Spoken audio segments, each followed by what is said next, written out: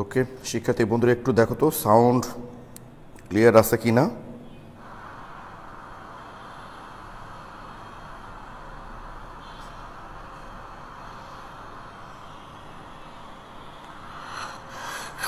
ওকে শিক্ষার্থী বন্ধুরা একটু দেখো তো সাউন্ড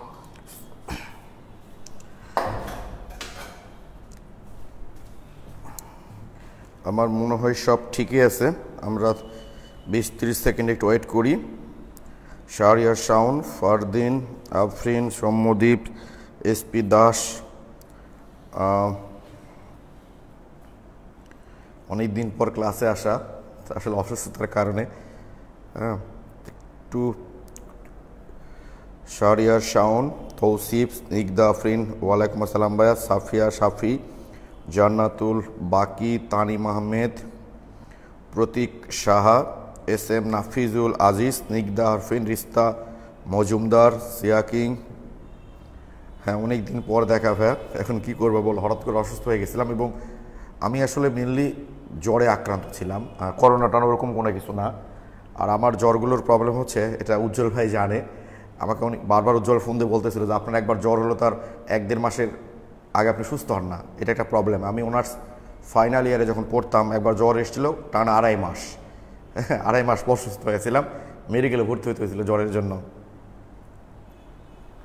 আচ্ছা শাহরিয়ার শাওন লিখিত চুল কাটা অনেক সুন্দর লাগছে, থ্যাংক ইউ ভাইয়া।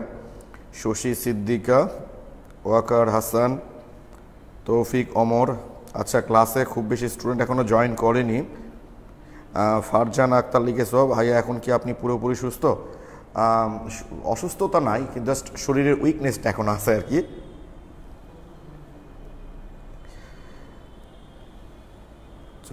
আচ্ছা রিস্তা ভাই আপনাকে এখনও দেখ অসুস্থ লাগছে। হ্যাঁ মানে উজ্জ্বল ভাই এখন তো জ্বর আছে মনে হচ্ছে ভাই। না ভাই জ্বর নাই উজ্জ্বল ভাই, জ্বর নাই, কিন্তু এই যে শরীরের উইকনেসটা আছে আর কি, মানে একটু কথা বললে বা একটু মানে দৌড়ঝাঁপ করলে মানে দুর্বলতারা কাজ করছে ভাই, এই কারণে। তো উজ্জ্বল ভাই কেমন আছেন? আমি এসেছি পরশুদিন, এখনও কিন্তু অবাক ব্যাপার যে পরশুদিন এসেছি কিন্তু উজ্জ্বল ভাইয়ের সঙ্গে এখন আমার দেখা হয় নাই। স্পিড দাস লিখেছে, আমিও জ্বরে ভুগছি। হ্যাঁ সীমান্ত শাহ, আমি এখন রাজশাহীতে ক্লাস নিচ্ছি ভাই। হ্যাঁ আরেকটা বিষয় দেখো, তোমাদের কিন্তু এখন পর্যন্ত কেবল 90 স্টুডেন্ট ক্লাসে জয়েন করলে। সৌমিক জামান রঙ্গন, হ্যাঁ ভাই ক্লাস গ্রাম থেকে চলে এসছি। আলভি নূর, অসুস্থ তো মনে হচ্ছে। হ্যাঁ আলভি আমি এমনি নর্মালি সুস্থ, কিন্তু এই যে বললাম না যে শরীরের উইকনেসটা এখনও যায় নাই। আচ্ছা আমি কিন্তু ফার্স্ট ইয়ারদের খুব প্রশংসা করি যে তোমরা বেশ ক্লাস করো, এখন কিন্তু তোমাদের থেকে সেকেন্ড ইয়ার উপস্থিতি বেশি ভালো। হ্যাঁ তোমরা কেবল 100 স্টুডেন্ট ক্লাসে আসলা জানি না। তৌফিক না ভাই আমি রাজশাহীতে চলে এসেছি, এখন কতগুলো স্টুডেন্ট তোমরা ক্লাস করবা? হ্যাঁ সেকেন্ড ইয়ারে কিন্তু হিউজ পরিমাণে স্টুডেন্ট ওরা ক্লাস করছে, এখন প্রায় 400-র কাছাকাছি। হ্যাঁ তোমাদের কিন্তু 100তেই যান খারাপ। আমি তো ভেবেছিলাম যে অনেক দিন পর ক্লাসে আসতেছো তোমরা বোধহয় অনেকেই ক্লাস করবো আর কি। তো যাক আমি শুরু করি, তার আগে একটু বলি তোমাদের। তোমরা একজন আমাকে গ্রুপে পোস্ট দিয়েছো যে ভাইয়া 4র্থ অধ্যায়টা শুরু করবেন কি? আচ্ছা আমি জানি না, তুমি যারা বলছো বা অনেকে লিখছো যে অনেকে নাকি 4র্থ অধ্যায় পর্যন্ত করে ফেলেছে। আসলে কি পড়ালেখা হচ্ছে 2 রকমের কিন্তু, বুঝছো? যে তোমার কোনো একটা ফ্রেন্ড এসে তোমাকে বললো যে আমি তো পুরো বই 2-3 বার রিভাইজ দিয়ে ফেলেছি, বই তো পড়ালেখা শেষ, আবার 2-3 বার রিভাইজ দিয়ে ফেলেছি। আসলে শেষটা তুমি কিভাবে করেছ? দেখা যাচ্ছে ভিতর থেকে একটা টপিক যদি তোমাকে জিজ্ঞেস করা হয়, টপিক্স তো পরের কথা, টপিক্সটা কোন জায়গায় আছে এটাই বলতে পারতেছো না। আর তোমার একটা বন্ধু হয়তো বলতেছে যে আমি একবার কোনো মতো বইটা শেষ করেছি, কিন্তু বইয়ের কোন জায়গায় কী আছে সে খুব ভালো করে জানে। কোনটা বেটার তুমি বলো তো ভাই? কেমিস্ট্রি ফার্স্ট ইয়ারে মোট অধ্যায় হচ্ছে 5টা, তার মধ্যে প্রথম অধ্যায় তো ম্যাক্সিমাম ক্লাস আমাদের হয়ে গেছে, ইউটিউবে 4টা ক্লাস নিয়েছি, হয়তো আর একটা সলভ ক্লাস নিব তোমাদের, তাহলে প্রথম অধ্যায়টা শেষ। পঞ্চম অধ্যায়ে একটাই ক্লাস লাগে, তা থাকলো কথা 3টা অধ্যায়। এই 3টা অধ্যায় পুরো ফার্স্ট ইয়ার মিলে পড়তে হয়, তার মানে বুঝতেই পারছো একটা অধ্যায়ের ভলিউম কীরকম। তো সেক্ষেত্রে 4র্থ অধ্যায় যাওয়া মানে বোঝো, তার মানে তার ফার্স্ট পেপার শেষ। কি কথা বুঝতে পেরেছো ভাই? তো সুতরাং আমাদের এই অধ্যায়ে তো আরও অনেক ভালো ভালো জিনিস আছে, যেমন দ্রাবক নিষ্কাশন। আমি তো বছর 3-4 আগে দ্রাবক নিষ্কাশনের যে অঙ্কগুলো আছে আমি একাডেমিকে পড়াতাম না, শুধু অ্যাডমিশনে পড়াতাম, বুঝছো, কিন্তু এখন একাডেমিকেই পড়াই। আমি বেশ কিছু জায়গায় দেখলাম এখান থেকে প্রশ্ন দিয়েছে, অর্থাৎ আরও বেশ ভালো ভালো কিছু জিনিস আমাদের অধ্যায় আছে। যদিও আমরা অধ্যায়ের একদম শেষের দিকে চলে এসেছি, একদমই শেষের দিকে এসেছি, কিন্তু তারপরও অনেক ভালো ভালো জিনিস আছে। তোমরা কি ফারদিন লিখছো ভাই আপনার ভয়েস এখনও দুর্বল মনে হচ্ছে? হ্যাঁ ভাইয়া, শারীরিকভাবে এখনও উইকনেসটা কাটে নাই। তো তোমরা কি আমার কথা বুঝতে পারছো? একটু প্লিজ বলো তো ভাইয়া, একটু আমাকে বলো যে আমার কথাগুলো বোঝা যাচ্ছে কিনা, একটু প্লিজ বলো তো ভাইয়া, আমার কথাগুলো বোঝা যাচ্ছে কিনা? একটু প্লিজ বলো। সীমান্ত লিখেছ, মানুষের কথা কান দেওয়ার দরকার নাই। স্নিগ্ধা আফরিন ভাইয়া আপনাকে সুস্থ দেখে ভালো লাগছে, থ্যাংক ইউ ভাইয়া। হ্যাঁ, ওকে, অল ক্লিয়ার।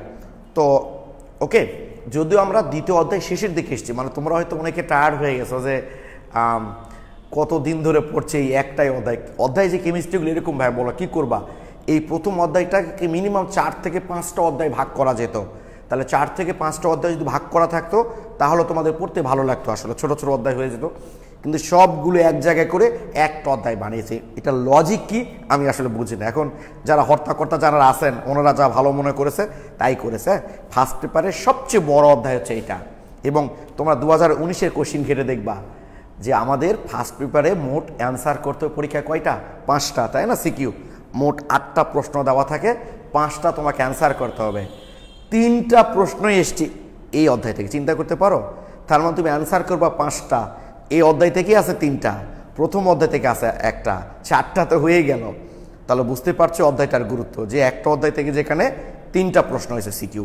তো আজকে যেটা আমরা শুরু করব ভাইয়া, যে টপিকসটা আমরা শুরু করব সেটা হচ্ছে আয়ন শনাক্তকরণ। আমার কথা বুঝতে পারছো? আয়ন শনাক্তকরণ। আয়ন শনাক্তকরণ মানে কি? ধরো আমরা তো এর আগের ক্লাসে দেখেছি ভাইয়া যে লবণের 2টা পার্ট থাকে, তাই না? লবণের ধরো কপার সালফেট, একটা লবণের 2টা পার্ট থাকে, একটা হচ্ছে পজিটিভ পার্ট, একটা হচ্ছে কি ভাই বলো তো নেগেটিভ পার্ট। এখানে কপারের চার্জ 2+, তাই 2+ দিলাম, সালফেট 2-, তাই 2- দিলাম, তাই না? তোমাদের নিশ্চয়ই মনে আছে লবণের যে 2টা পার্ট থাকে, ক্যাটায়ন পার্টটাকে আমরা কি বলি ভাই বলো তো? ক্ষারকীয় মূলক। আর অ্যানায়ন পার্টটাকে কি বলি ভাই বলো তো? অম্লীয় মূলক। নিশ্চয়ই এগুলো তোমাদের মনে আছে।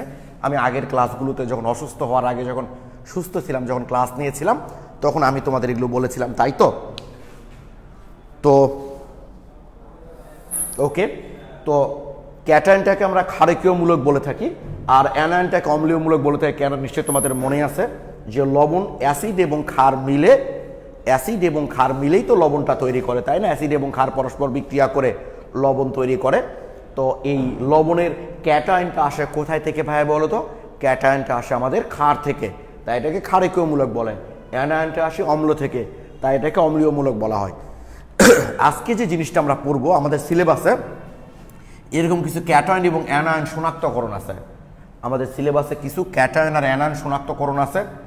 এই ক্যাটায়ন এবং অ্যানায়নগুলো কিভাবে শনাক্ত করা হয়, কিভাবে শনাক্ত করা হয়, এগুলো কিন্তু মেনলি প্র্যাকটিক্যালের বিষয়, মাথায় রাখবা।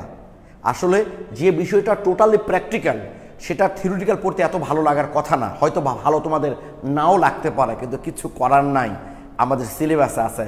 আমার কথা বুঝতে পারছো ভাই? এই ক্ষারকীয় মূলক এবং অম্লীয় মূলক খুব সহজ। অম্লীয় মূলক তোমাদের সিলেবাসে বেশি নাই, সালফেট আছে, ক্লোরাইড আছে, আর কার্বনেট আছে। এই 3টা অম্লীয় মূলক শনাক্তকরণ তোমাদের সিলেবাসে আছে। এই 3টা আমরা খুব সহজে, বেশিক্ষণ লাগবে না করতে, আমাদের যত টাইম লাগবে আমাদের ক্ষারকীয় মূলকগুলো শনাক্ত করতে। তো এগুলো মেনলি প্র্যাকটিক্যাল বিষয়, ল্যাবে প্র্যাকটিক্যালে করা হয়। যে মূলকগুলো কিভাবে টেস্ট করব সেটাই আমরা থিওরিতে পড়ব।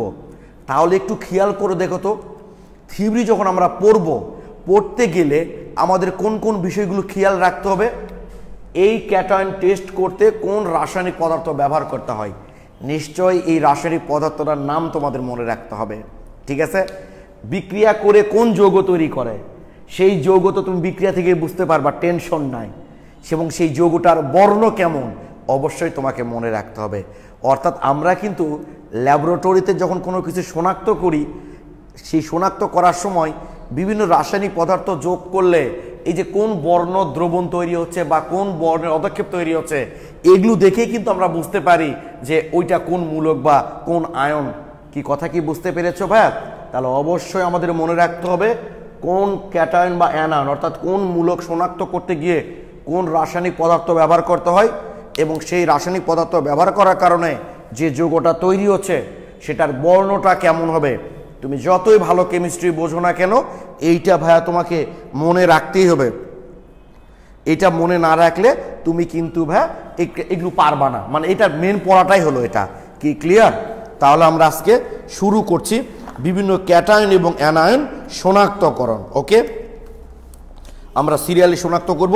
তার আগে যে কোনো ক্যাটায়ন বা অ্যানায়ন শনাক্ত করতে গেলে কিছু রাসায়নিক পদার্থ খুব ব্যবহার করতে হয়, সেগুলোর দু একটা নাম আমরা একটু দেখি ভাইয়া। তোমরা কি জানো Fe(CN6) 4- এই আয়নটার নাম কি? আর Fe মানে এটা খুব ব্যবহার হয় ভাইয়া, বুঝছে, এই জন্য 3-। তোমরা কি বলতে পারবা এই আয়নটার নাম কি আর এই আয়নটার নাম কি? যদি বলতে পারো আমাকে কমেন্টে একটু জানাও তো ভাইয়া তোমরা আমাকে, যে এই আয়নটার নাম কি আর এই আয়নটার নাম কি। যদি তোমাদের জানা থাকে একটু জানাও দেখি তোমরা।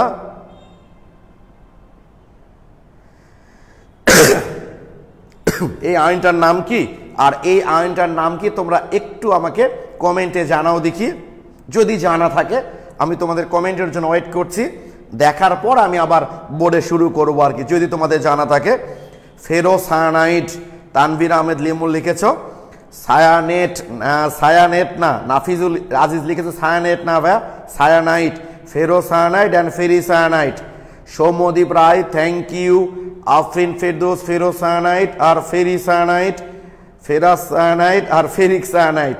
আচ্ছা, ferrocyanide, S P Das, ferrocyanide. Thank you, thank you, thank you. তোমরা একদম ঠিক লিখেছ। এই যে এখানে যেটা 4- যেটা চার্জ, অর্থাৎ এখানে আয়রনের জারণ মান কত দেখো তো ভাই একটু। আয়রন ধরো x, সায়ানাইডের জারণ মান হচ্ছে -1। সায়ানাইড একটা নেগেটিভ মূলক। তোমরা জানো কিনা ভাইয়া এগুলো কিন্তু জটিল আয়ন, বুঝছো, এগুলোকে জটিল আয়ন বলি। যদি বলো এই জটিল আয়ন জিনিসটা আবার কি, আমরা এটা পরের অধ্যায়ে গিয়ে আলোচনা করব, ঠিক আছে। এগুলোকে জটিল আয়ন বলা হয়, জটিল আয়ন বলা হয়। যদি বলো জটিল আয়ন জিনিসটা কি, আমরা পরের অধ্যায়ে আলোচনা করব। তাহলে আয়রন x, সায়ানাইডের জারণ মান তো -1, তাহলে -6 = -4। আমি জানি না তোমরা এটা জানো কিনা, 9-10-এ করছো কিনা, যেভাবে জারণ মান বের করা হয় কোন একটা মৌলের। তাহলে আয়রন x এটা বের করবো, তাই x জারণ মান x ধরে নিয়েছি। সায়ানাইড -1, 6টা আছে, তাহলে -6 = -4। অর্থাৎ যদি কোনো আয়নের উপর চার্জ দেওয়া থাকে তাহলে ওই চার্জটা হচ্ছে সবগুলো আয়নের জারণ সংখ্যা সমষ্টি। তাহলে x এর মান হচ্ছে এখান থেকে ক্যালকুলেশন করলে +2। অর্থাৎ এখানে আয়রনের জারণ মান হচ্ছে ভাইয়া +2। একইভাবে যদি এটা বের করো এটা হচ্ছে +3 আয়রনের জারণ মান আর কি। তো এই যে 4- যে আয়নটা সেটার নাম হচ্ছে ফেরোসায়ানাইড, ফেরোসায়ানাইড। আর যেটা 3 জারণ মান অর্থাৎ আয়রনের জারণ মান যেখানে +3 সেটা হচ্ছে ফেরিসায়ানাইড। এটা একটু মনে রেখো, ফেরিসায়ানাইড, ঠিক আছে। এটা হলো ফেরোসায়ানাইড, এইটা হলো ফেরিসায়ানাইড। এখন তাহলে তোমরা কি আমাকে একটু বলবা ভাইয়া এইটার নাম কি? এইটার নাম বললা তোমরা ফেরোসায়ানাইড আর এইটার নাম বললা তোমরা ফেরিসায়ানাইড। তাহলে একটু কি বলবা? K4Fe(CN6) এই যে বুঝতেই পারছো যে ওর 4, ওর জারণ মান কত ভাই বলো তো? 4। সংকেত লেখার তো নিয়ম ভাই জানো যে অ্যানায়নের চার্জ যাবে ক্যাটায়নের কাছে আর ক্যাটায়নের চার্জটা আসবে অ্যানায়নের কাছে। এই যে এর চার গেছে এর কাছে, আর পটাশিয়াম তো 1A গ্রুপের মৌল। 1A গ্রুপের মৌলের জারণ সংখ্যা হচ্ছে 1A গ্রুপের মৌলের চার্জ হচ্ছে সবসময় +1। 1A গ্রুপের মৌলের চার্জ সবসময় +1। তাহলে ওর 1 গেছে ওর কাছে আর এর 4 আসছে এর কাছে। তাহলে এই যৌগটার নাম কি হবে একটু বলো তো ভাইয়া তোমরা আমাকে।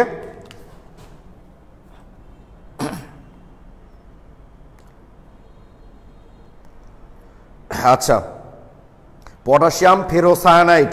থ্যাংক ইউ, তোমরা ঠিক লিখেছো। Soumyadip Roy, S P Das, Rista Majumdar, Anindita Manigram, Arpa Zaman, thank you ভাই, তোমরা সবাই ঠিক লিখেছো।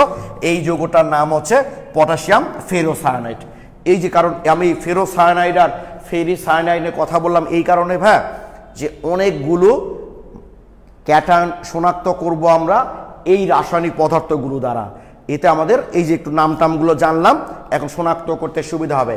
আমি আবারও তোমাদের বলছি যে আজকে যে টপিকসটা আমরা পড়ছি, হয়তো আজকে সহ আরও 2টা ক্লাস, মানে আজকে ছাড়া আর কি আরও 2টা ক্লাস লাগবে। মোটামুটি আমার এই আইন শনাক্তকরণ স্টুডেন্টদেরকে পড়াইতে 3টা ক্লাস লাগে। আসলে এই টোটাল জিনিসটাই কিন্তু প্র্যাকটিক্যাল জিনিস। জাস্ট যেহেতু আমাদের থিওরিটিক্যাল সিলেবাস আছে, যদি তোমার প্র্যাকটিক্যাল করো ভালো করে, তাহলে থিওরিটিক্যাল জিনিসগুলো খুব ভালো মনে থাকবে। ধরো তুমি পড়লা যে অমুক আয়ন শনাক্ত করতে গিয়ে অমুক রাসায়নিক পদার্থ যোগ করলে অমুক বর্ণের দ্রবণ তৈরি হয়, অতএব ওটা ওই আয়ন। তাহলে এটা তুমি পড়লা, আর এই জিনিসটাই মনে করো ভাইয়া তুমি ল্যাবে প্র্যাকটিক্যাল করে দেখলা, তাহলে কোনটা ভালো মনে থাকবে? নিশ্চয়ই প্র্যাকটিক্যালটাই ভালো মনে থাকবে। এগুলো সবই হচ্ছে প্র্যাকটিক্যাল বিষয়, যেটা আজকে আমি তোমাদের পড়াবো। ওকে,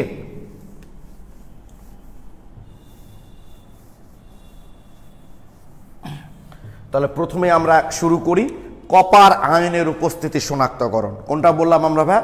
কপার আয়নের উপস্থিতি শনাক্তকরণ পড়বো আমরা। অর্থাৎ যদি আমার কোনো একটা আয়ন কপার হয়, কোনো একটা ক্যাটায়ন যদি কপার হয়, তাহলে সেটা কিভাবে শনাক্ত করতে হয়, এসব শনাক্তকরণের অনেকগুলো পদ্ধতি আছে। প্রথমে আমরা শুরু করব পটাশিয়াম ফেরোসায়ানাইড দ্বারা। কি বললাম ভাই? পটাশিয়াম ফেরোসায়ানাইড দ্বারা। ওকে, কারো কোনো প্রশ্ন নাই? সেটা হলো কিভাবে জানো?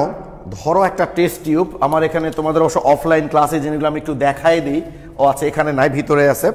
সেটা হলো ধরো এটা ভাই আমার একটা টেস্ট টিউব, এখানে আমি যে ক্যাটায়নটা এনে শনাক্ত করব সেটার একটা দ্রবণ নিলাম, আমি দ্রবণ তৈরি করে সেই দ্রবণটা নিলাম। এর মধ্যে আমি ধীরে ধীরে পটাশিয়াম ফেরোসায়ানাইড দ্রবণ যোগ করব। তো পটাশিয়াম ফেরোসায়ানাইড দ্রবণ যোগ করে যদি আমি দেখি যে বাদামি বর্ণের দ্রবণ তৈরি হয়েছে, যৌগ তৈরি হয়েছে, কি হয়েছে এখানে? বাদামি বর্ণের, তাহলে বুঝবো যে আমার এই টেস্ট টিউবে নেওয়া ক্যাটায়নটা হচ্ছে কি ভাই বলো তো? কপার। কি আমি কথা বুঝতে পেরেছ? আমি আবারও বলছি, কাজটা এভাবে করতে হয় যে ল্যাবে আমাকে বলা হলো যে তোমার এই ক্যাটায়নটা শনাক্ত করো। তো আমি কি করলাম? ওই ক্যাটায়নের স্বাভাবিক যৌগের একটা দ্রবণ আমি নিলাম, আমি কপার শনাক্ত করছি, সেটা কপার সালফেট হোক, কপার নাইট্রেট হোক, কপার ক্লোরাইড হোক, ওটা আমার দেখার টাইম নাই। আমি ক্যাটায়ন টেস্ট করছি, অ্যানায়নটা না, অ্যানায়নটা আমার জাহান নামে যাক।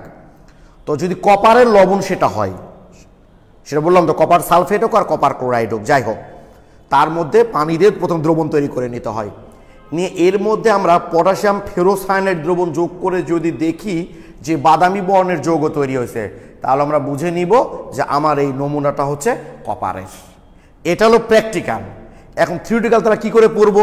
কপারের যে কোনো একটা লবণ মনে করে আমরা নিলাম কপার সালফেট, ওকে। এর মধ্যে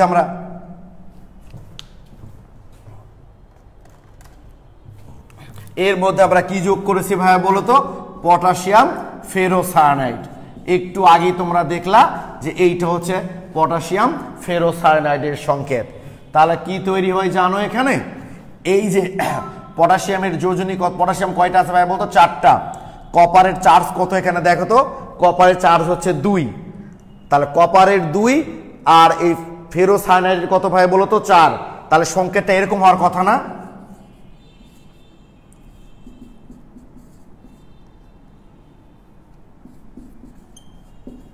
নিশ্চয়ই সংকেতটা এরকম হওয়ার কথা। এই যে ফেরোসায়ানাইডের 4 আসছে কপারের কাছে, আর কপারের 2 গেছে কার কাছে ভাইয়া বলো তো? ওই যে ফেরোসায়ানাইডের কাছে। তো আমরা তো সংকেত লেখার নিয়ম তো তোমরা নিশ্চয়ই জানো যে ক্যাটায়ন আর অ্যানায়নগুলোর যে পরমাণু বা মূলকের যে সংখ্যা আছে সেটাকে সর্বনিম্ন পূর্ণ সংখ্যা দিয়ে কি করা যায়? ভাগ করা যায়। তাহলে 2 দিয়ে যদি আমরা ভাগ করি তাহলে সংখ্যাটা কেমন হবে দেখো তো? Cu2Fe CN6 দেখা যায় তো না এই পর্যন্ত? দেখা যায়, খুব ভালোভাবে দেখা যায়, খুব ভালোভাবে দেখা যায় না? কোনটা দেখতে পাচ্ছি এখানে আমি? ও প্লাস তাহলে এর ক্যাটায়ন আর এর অ্যানায়ন মিলে কি, মানে এই অ্যানায়ন আর এই ক্যাটায়ন মিলে কি হলো ভাইয়া বলো তো? দেখো তোমরা নিশ্চয়ই জানো এগুলো ভাইয়া, যে যদি কারো দুইটা জারণ মান থাকে, ক্ষুদ্র জারণ মানটাকে বলে আমরা আস আর বৃহৎটাকে বলি কি ভাইয়া বলতো ইক, তাহলে কিউপ্রিক সালফেট বলতে পারি আমরা। এটা কি বলতে পারি? Cupric sulphate. পটাশিয়াম ফেরোসায়ানাইড দ্রবণ যোগ করলে এই যে যৌগটা তৈরি হলো এইটার নাম হচ্ছে কিউপ্রিক ফেরোসায়ানাইড। কি নাম ভাই এটার? কিউপ্রিক ফেরো, দেখা যায় কি ফেরোসায়ানাইড, কিউপ্রিক ফেরোসায়ানাইড, এই বলতে আসছে কি কিউপ্রিক ফেরোসায়ানাইডের অধক্ষেপ তৈরি হয়, আর এই পটাশিয়াম আর সালফেট মিলে তৈরি হয় পটাশিয়াম সালফেট। তুমি যদি এখন সমতা করতে চাও তাহলে এর সামনে অবশ্যই 2 দিতে হবে আর এর সামনে 2 দিতে হবে। এই প্রশ্নটা আমাকে স্টুডেন্টরা প্রায় করে যে ভাইয়া সমতা কি সহ করব না সমতা ছাড়া করব? মাথায় রাখবা তরকারিতে কিন্তু লবণ কম হলেও ভাত খাওয়া যায়, কিন্তু স্বাদটা ফাটাফাটি হয় না। তো সেই ফাটাফাটি স্বাদের জন্য আমরা চেষ্টা করব সমতা করার। যদি না পারি কোনো অসুবিধা নাই, কারণ আমার তীর চিহ্ন, তোমরা তো নিশ্চয়ই জানো যে ইকুয়েশনে তীর চিহ্ন দেওয়া থাকলে সমতা না করলেও চলে। চেষ্টা করবা এখন রুমে পড়ার সময় যদি মনে করো আমি সমতা ছাড়া করব, তাহলে তো সমতা কখনোই হবে না। পড়ার সময় চিন্তা করো যে সমতা করেই করব, এখন পরে ভুলে গেলে না পারলে কিছু করার তো নাই, তখন রেখে আসবা। তাহলে এই মোটামুটি আমরা পটাশিয়াম ফেরোসায়ানাইড দ্বারা শনাক্ত করতে পারি কপার। তাহলে আমি আরেকবার বলছি, কপারের কোনো লবণের মধ্যে পটাশিয়াম ফেরোসায়ানাইড যোগ করলে যদি কিউপ্রিক ফেরোসায়ানাইডের বাদামি বর্ণের, এটার বর্ণ কেমন বললাম ভাই আমি? বাদামি বর্ণের যদি অধক্ষেপ চলে আসে তাহলে আমরা বুঝবো যে আমার নেওয়া লবণটা হচ্ছে ভাই কপার। ক্লিয়ার কি? তার মানে কি দাঁড়ালো বিষয়টা বলো তো? তুমি যতই ভালো কেমিস্ট্রি বোঝো না কেন, এটা শনাক্ত করতে যে এই রাসায়নিক পদার্থ ব্যবহার করতে হয়, এইটা যদি তোমার ভুলে যাও তাহলে কিন্তু ভাই হবে না। আবার এই যে যৌগটা তৈরি হয়েছে, এই যৌগটার আসলে বর্ণ কেমন, এটা ভুলে গেলে হবে না। আমরা যে টপিকসটা শুরু করেছি এটা যদিও প্র্যাকটিক্যাল আমি তোমাদের বলছি, কিন্তু তোমরা প্রশ্ন ঘেটে দেখবা সিকিউ এমসিকিউ সব জায়গায় আসে। এবং মজার ব্যাপার কি জানো, 2019-এ 20-এর পরীক্ষা তো এখনো হয়নি, 2019-এ যে 3টা সিকিউ দিয়েছিল এই অধ্যায় থেকে, গুণগত রসায়ন থেকে, 3টা সিকিউয়ের সাথেই হয় গ নাম্বার অথবা ঘ নাম্বারে এই আয়ন শনাক্তকরণগুলো দেওয়া ছিল। তাহলে বোঝো এটা কতটা গুরুত্বপূর্ণ। তোমরা এখন আমাকে একটু প্লিজ বলো তো ভাইয়া, যে তোমরা এখন এটা করতে পারবা কিনা একটু আমাকে বলো। যে জি ভাইয়া, আমরা কপার আয়নের উপস্থিতি শনাক্তকরণটা পরীক্ষায় দিলে কি দ্বারা? পটাশিয়াম ফেরোসায়ানাইড দ্বারা আমরা করতে পারবো। ওকে, একটু প্লিজ আমাকে বলো দেখি তোমরা। এই যে টকি ওয়াইড লিখেছ না ভাইয়া, এখানে কোনো ঝাপসা টাপসা কিছুই হয় না। হ্যাঁ, আমি 2 ফোনে দেখছি কিন্তু, ঠিক আছে? ওকে, ক্লিয়ার, থ্যাংক ইউ। রিস্তা মজুমদার খুব সুন্দর করে লিখেছ, ক্লিয়ার। তারপর রিস্তা মজুমদার খুব ভালো বুঝতে পেরেছ, থ্যাংক ইউ ভাইয়া। আচ্ছা, থ্যাংক ইউ। ইরিন পারভিন লিখেছ, বুঝেছি। সৌরভ চৌধুরী লিখেছ, বুঝলাম ভাইয়া। তৌসিফ, জি ভাইয়া। পারবো ভাই, থ্যাংক ইউ। তবে শোনো, তোমরা এখন নিশ্চয়ই ভাবছো অনেকেই যে ভাইয়া আপনি শুরুতেই বললেন যে এগুলো নাকি একটু ঝামেলার জিনিস, বা আমাদের বড় ভাইয়ারাও বলেন যে এই আইন শনাক্তকরণগুলো মনে থাকে না। আসলে এখন আমি এইমাত্র পড়ালাম তো, তাই মনে হচ্ছে খুব ভালো, আর জীবনে কোনদিন ভুলবো না। আসলে রেখে দিলেই ভুলে যাবা। এগুলো রুমে আমার যখন অফলাইনে ক্লাস হয় তখন আমি কি করি শোনো তোমরা, আমি আজকে যে কটা আয়ন শনাক্তকরণ করাবো, আজকে আমি যে কটা আয়ন শনাক্তকরণ করাবো সেই কটা আগামী দিন ক্লাসে আসলে আমি কি করি জানো? বলি এই কলামে যারা বসেছো তারা অমুক ক্যাটার্ন শনাক্তকরণ খাতায় লিখবা, এই কলাম যারা লিখেছো অমুক ক্যাটার্ন, এই কলাম যারা লিখেছো, এভাবে লিখে লিখে নিই কিন্তু আমি কি, ঠিক আছে? প্রত্যেক দিন আমি তোমাদের এই আয়ন শনাক্তকরণ যে রিয়াকশানগুলো আছে বা আমি লিখে নিই, কারণ আমি জানি তোমরা এটা খুব সহজেই ভুলে যাও, খুব সহজেই ভুলে যেতে পারো। এবং তাই অবশ্যই ভাই রুমে কিন্তু আগে কি লিখবা, অনেকেই করে কি ভাই জানো, আগে বিক্রিয়া লিখে নেয়, তারপর নিচে ভাষা লেখে যে কার সাথে কোনটা বিক্রিয়া করে কোনটা তৈরি করলো। তোমার যদি মনে হয় যে ভাইয়া আগে বিক্রিয়াটা লিখলে না ভাষাটা লিখতে সুবিধা হয়, তাহলে বিক্রিয়াটা একটু উপরে ফাঁকা রেখে নিচে লিখবা, পরে ফাঁকা জায়গায় লিখবা। বিক্রিয়া লেখার নিয়ম হলো আগে তোমাকে লিখতে হবে যে কোনো নমুনা লবণের মধ্যে যদি পটাশিয়াম ফেরোসায়ানাইড দ্রবণ যোগ করে বাদামি বর্ণের অধক্ষেপ তৈরি হয়, তাহলে কপার আয়নের উপস্থিতি শনাক্তকরণ নিশ্চিত হয়। ওইটা লিখার পরেই বিক্রিয়াটা লিখতে হবে, মানে ভাষাটা উপরে লিখতে হবে, একটু খেয়াল করো সেদিকে, ভাষাটা উপরে লিখতে হবে, বিক্রিয়াটা নিচে লিখতে হবে। কিন্তু কি ক্লিয়ার? এটা যেন অবশ্যই মাথায় থাকে। এবং আয়ন শনাক্তকরণ পড়ার নিয়মই হলো বিক্রিয়া লিখে লিখে পড়তে হবে। ওকে, তাহলে এই গেল একটা আমাদের পটাশিয়াম ফেরোসায়ানাইড দ্বারা কপার আয়নের উপস্থিতি শনাক্তকরণ। এবার আরেকটা পড়বো আমরা, যে কোনো কপার লবণের মধ্যে যদি পটাশিয়াম আয়োডাইড দ্রবণ আমরা যোগ করি, যে কোনো কপার লবণের মধ্যে যদি আমরা পটাশিয়াম আয়োডাইড দ্রবণ যোগ করি, তাহলে একটা অধক্ষেপ পাই আমরা কিউপ্রাস আয়োডাইডের। এই বিক্রিয়াটা কিন্তু ভাই একটা জারণ বিজারণ বিক্রিয়া, জানো? আমি আবারও বলছি, কপার সালফেট দ্রবণের মধ্যে যদি আমরা পটাশিয়াম আয়োডাইড দ্রবণ যোগ করি, তাহলে যে অধক্ষেপটা দেখতে পাই আমরা, সেটা হচ্ছে আসলে, সেটা কিন্তু আসলে সাদা বর্ণের, কিন্তু তুমি দেখতে পাও বাদামি। বর্ণটা আসলে সাদা অধক্ষেপ, কিন্তু তুমি দেখতে পাও বাদামি। কেন সেটা আমি বলতেছি, দাঁড়াও। আরেকটা প্রশ্ন আমাকে স্টুডেন্টরা প্রায় করে যে, আচ্ছা ভাইয়া, এই যে আপনি একটা ক্যাটায়ন শনাক্তকরণের জন্য এতগুলো বিক্রিয়া দেখাচ্ছেন, কেন আমরা যদি শুধু একটা বিক্রিয়া পড়ি? আসলে কি ভাই, এখন তো সৃজনশীল দেবা উদ্দীপকে তুমি যেটা পড়েছো সেটা দিল না, তখন আবার এমসিকিউ দিয়ে দিল যে কপার আয়নের উপস্থিতি শনাক্ত করা যায় না কোন রাসায়নিক পদার্থ দ্বারা। তাহলে তার মধ্যে তিনটে অপশন দিল যেগুলো যায়, আর একটা দিল যেটা যায় না। ওকে, এই জন্য আমি তোমাদের কনসেপ্ট বুকের যে কটা দিয়েছি অবশ্যই সব কটাই তোমরা পড়বা। ওকে, সব কটা পড়বা। তাহলে এটা হচ্ছে কি, যে কোনো কপারের লবণ, যেমন কপার সালফেট, এটার মধ্যে যদি আমরা পটাশিয়াম আয়োডাইড দ্রবণ যোগ করি, তাহলে কি তৈরি হয় ভাই জানো? সেটা হচ্ছে যেটা বলছিলাম, এটা কিন্তু একটা জারণ বিজারণ বিক্রিয়া। তো আমি একটু শুধু বলে দিই, সেকেন্ড ইয়ারে গেলে তোমরা খুব ভালো বুঝবা। সেকেন্ড ইয়ারে একটা অধ্যায় আছে পরিমাণগত রসায়ন, সেখানে একটা টপিক আছে জারণ বিজারণ। আমি শুধু একটু বলে দিই, সেটা হলো জারণ বিজারণ বিক্রিয়ায় হ্যালাইড সবসময় পরিবর্তিত হয়ে হ্যালোজেনে রূপান্তর হয়। কি বললাম ভাইয়া বলো তো? হ্যালাইড পরিবর্তিত হয়ে হ্যালোজেনে রূপান্তরিত হয়। তাহলে এটা আয়োডাইড। তুমি হয়তো বলবো ভাই পটাশিয়াম আছে, যে পটাশিয়ামটা হচ্ছে 1A গ্রুপের মৌল।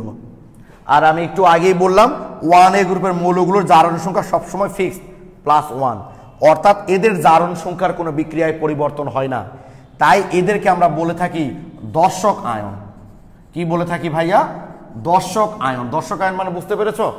ধরো বাংলাদেশের ক্রিকেটের যখন একটা স্কোয়াড তৈরি করা হয়, সেখানে 14 জনের করা হলো, কিন্তু মাঠে খেলবে কতজন? 11 জন। তাহলে বাকি 3 জন ওরাও তো মাঠে বসে থাকবে, তাই না? কিন্তু খেলায় অংশ নেবে না। এদেরকে বলা হয় দর্শক খেলোয়াড়। যেমন একসময় আমাদের নাসির হোসেন ছিলেন দর্শক খেলোয়াড়, যে 14 জনের দলে রাখা হতো, কিন্তু 11 জনে রাখা হতো না। অর্থাৎ যে সকল খেলোয়াড় মাঠে উপস্থিত থাকে কিন্তু খেলায় অংশ নেয় না, তাদেরকে আমরা দর্শক খেলোয়াড় বলে থাকি। ঠিক তেমনই যে সকল আয়ন দ্রবণে উপস্থিত থাকে কিন্তু তার জারণ মানের কোনো পরিবর্তন হয় না, তাদেরকে আমরা দর্শক আয়ন বলে থাকি। তো পটাশিয়ামের জারণ মান +1, ওই বিক্রিয়কেও +1, উৎপাদে গিয়েও ওই +1-এ থাকে, এই জন্য ওটা হচ্ছে দর্শক আয়ন ভাই, বুঝছো? তো যাক, তাহলে আমরা কি বললাম যে হ্যালাইড সবসময় হ্যালোজেনে পরিণত হয়। তাহলে আয়োডিন আয়োডাইড তাহলে কি হবে? আয়োডিন। ওকে, আচ্ছা তৈরি হলো। আমি ফাইনাল কথা বলছি, দাঁড়াও। কপারের এখানে জারণ মান কত বলতো? +2। তাহলে কপারের দুইটা আছে, একটা হচ্ছে কপারের জারণ মান দুটা, তাই না? একটা +2, একটা +1। তাহলে এটা কি কিউপ্রিক সালফেট, তাই না? এখানে কপারের জারণ মান হচ্ছে +2, উৎপাদ হয়ে যাবে তাহলে +1। যদি +1 থাকতো তাহলে +2 হতো, তাহলে +2 আছে, কি হবে? +1। অর্থাৎ এখানে তৈরি হবে কিউপ্রাস আয়োডাইড। কি বললাম ভাই? কিউপ্রাস। দেখো এখানে কপারের জারণ মান কিন্তু +1, এখানে কিন্তু কপারের জারণ মান +1, এই যে দেখো, কারণ আয়োডিন -1, তাহলে কপারটা কি হচ্ছে? +1। কি ঠিক আছে? তাহলে কপারের জারণ মান +2 ছিল, +1 হলো। একটা মজার ব্যাপার কি জানো? কিউপ্রাস আয়োডাইডকে এভাবে লেখা হয় না, এইভাবে লেখা হয়। তোমরা হয়তো বলবা এটা কেমন কথা? আমরা তো জানি কোন সংকেত লিখতে হলে কোনো সংকেত লিখতে হলে পরমাণুগুলোকে সর্বনিম্ন যদি কোনো পূর্ণ সংখ্যায় ভাগ করা যায় ভাগ করতে হয়, ঠিকই বলেছ, কিন্তু কিছু কিছু যৌগের ক্ষেত্রে এটা করা যাবে না ভাইয়া। এটা হলো যেমন কিউপ্রাস আয়োডাইড, এরকম আরও আছে, mercuric chloride, sorry mercurous chloride. আচ্ছা এগুলো তো তোমরা একটু দেখেছো আর কি, ওই যে তোমাদের ওই যে দ্রাব্যতার গুণফলের সাথে দ্রাব্যতার সম্পর্ক করার সময় দেখালাম না, যে এরা সবসময় প্রকৃতিতে ডাইমার আকারে থাকে। ডাইমার, ডাইমার দুইটা অণু একসাথে থাকে। কিভাবে থাকে এটা তো বললাম ভাই, সন্নিবেশ বন্ধন দ্বারা এরা যুক্ত আছে, সেটা জাস্ট পরের অধ্যায়ে আমরা শুরু করব। তৃতীয় অধ্যায় আছে রাসায়নিক বন্ধন অংশের মধ্যে আমরা পাবো। তাহলে আপাতত জেনে রেখো যে কিউপ্রাস আয়োডাইডকে আমরা অবশ্যই এইভাবে লিখব। ওকে, তাহলে কি দেখলাম ভাইয়া, আয়োডাইডটা হয়ে গেছে আয়োডিন, ওকে, কিউপ্রিকটা হয়ে গেল কিউপ্রাস। তাহলে এর পজিটিভ আর এর নেগেটিভ মিলে হয়েছে কিউপ্রাস আয়োডাইড। আর এই যে দর্শক আয়ন পটাশিয়াম আর এই যে দর্শক আয়ন সালফেট, এই দুইজন মিলে তৈরি করবে এখানে পটাশিয়াম সালফেট। কি ক্লিয়ার? তাহলে বিষয়টা কি দাঁড়ালো একটু বলি আমি তোমাদের। কপারের কোনো লবণ, যেমন কপার সালফেটের মধ্যে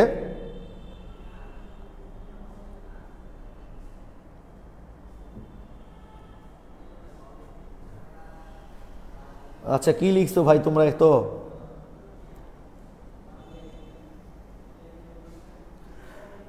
যেটা বলছিলাম ভাই, কপারের যে কোনো লবণ যেমন কিউপ্রিক সালফেটের মধ্যে যদি ভাইয়া আমরা পটাশিয়াম আয়োডাইড যোগ করি, তাহলে এই যে কিউপ্রাস আয়োডাইডের সাদা অধক্ষেপ তৈরি হয়।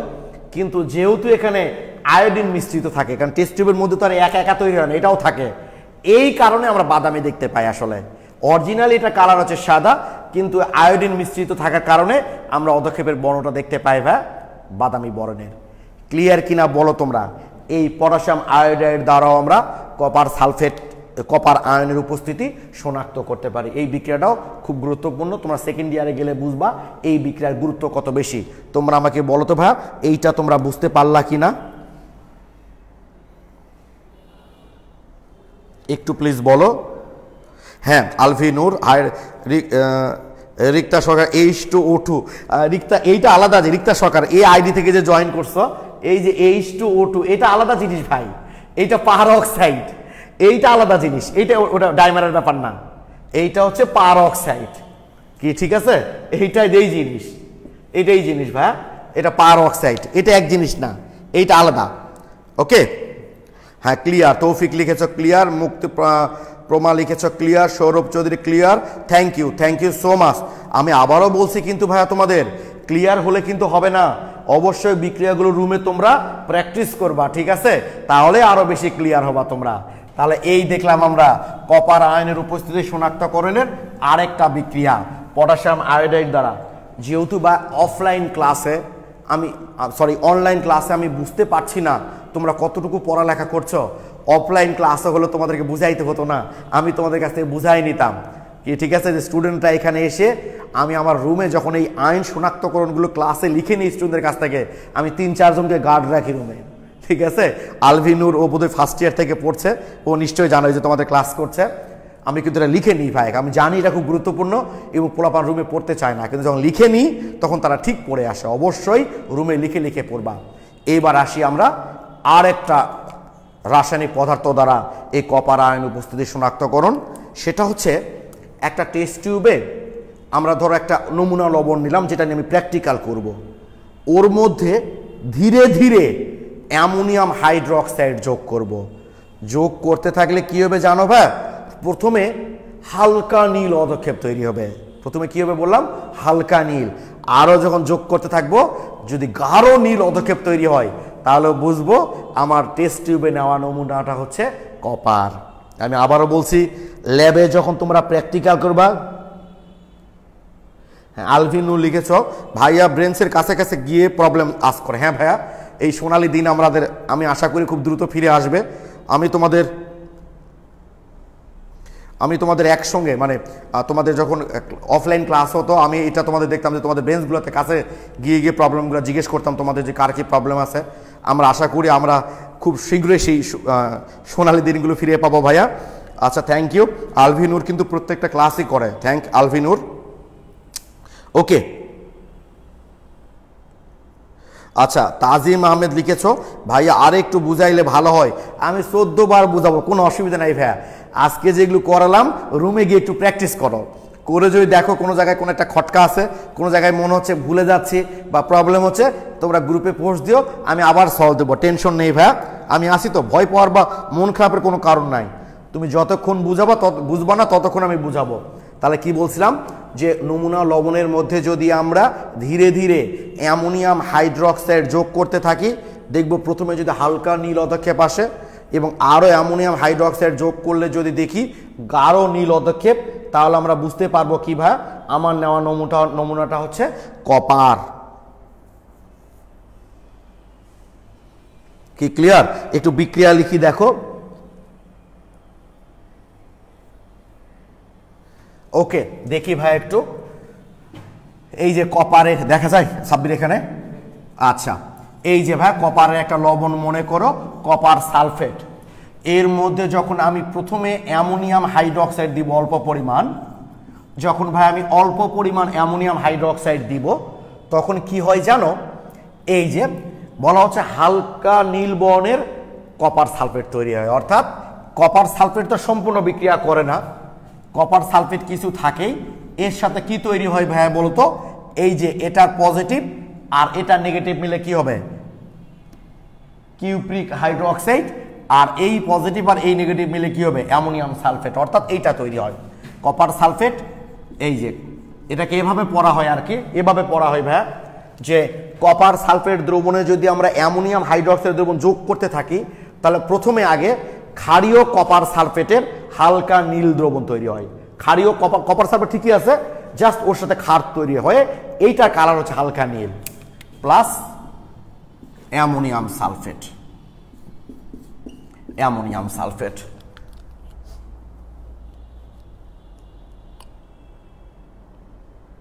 ওকে, তোমরা সমতারা রূপে করো ভাই, টেনশন নাই। তাহলে কি দেখলাম, কপার সালফেটের মধ্যে যদি আমরা ধীরে ধীরে অ্যামোনিয়াম হাইড্রোক্সাইড যোগ করি, তাহলে প্রথম দিকে কি হবে ভাই জানো, এই যে কপার সালফেটটা সম্পূর্ণ তো বিক্রিয়া করে না, কিছু থেকে যায়, তার সাথে এই কপার হাইড্রোক্সাইড তৈরি হয়। এটাকে আমরা পড়ি এভাবে কপার সালফেটের হালকা নীল অধক্ষেপ। এবার এর মধ্যে যদি আরো অ্যামোনিয়াম হাইড্রোক্সাইড যোগ করি, আমরা আরো যদি অ্যামোনিয়াম হাইড্রোক্সাইড যোগ করি, তাহলে ভাই এই যে গাঢ় নীল দ্রবণ যেটা তৈরি হয় সেটা কিসের জানো, সেটা হলো এই যে টেট্রাঅ্যামিন। যদিও এটাকে অ্যামিন পড়া হয় অসুবিধা নাই, অনেক বই অ্যামিন লেখা আছে, মানে জটিল যৌগ যখন আমরা পড়বো, আচ্ছা আমি বলি তার আগে লিখি, টেট্রাঅ্যামিন কিউপ্রিক সালফেট প্লাস হচ্ছে পানি। একটু বলি দাঁড়াও তোমাদের ভাইয়া, আমি আবারও বলছি এই যৌগটা হচ্ছে গাঢ় নীল দ্রবণ, এটাই গাঢ় নীল। আমি বলি এই যৌগটা হচ্ছে জটিল যৌগ, বুঝছো?